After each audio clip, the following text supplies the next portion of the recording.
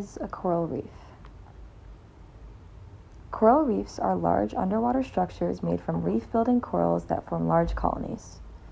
Corals are found in the ocean all over the world, from cold and deep Alaskan waters to warm and shallow Caribbean seas. However, most of the reef-building corals are found in the tropics and subtropics.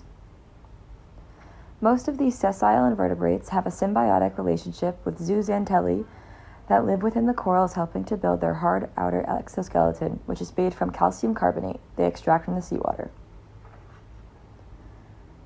Coral reefs are built from many individual coral polyps that build upon the exoskeletons of their ancestors, creating large colonies. As coral polyps gradually die off, other coral polyps settle and grow on top of the exoskeleton, and large expanses of coral reef are born. Coral reefs are a haven for many different types of marine species, providing bountiful food and protective shelter. About 1/4 of all ocean species depend on coral reefs to survive, including sponges and sea squirts, corals and anemones, sea worms, sea stars, crabs, fish, sharks, turtles, and dolphins.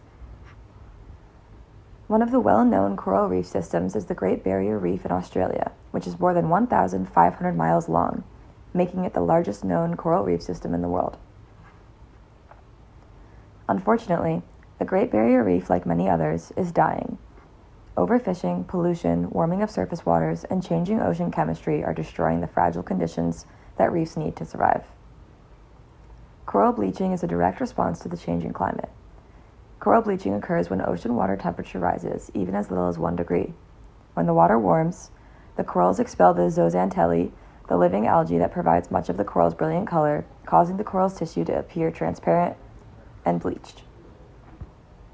When coral is bleached, it is often an indication that the coral is dying.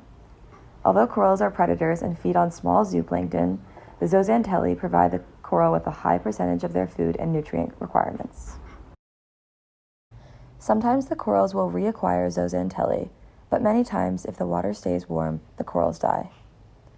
Other stressors that can cause coral destruction include colder temperatures, damage from storms, poor water quality from pollution, and increased tourism. So what happens when coral reefs die? A world without corals would be disastrous. Species that rely on coral reefs would decline and die off, causing a cataclysmic shift in the food chain.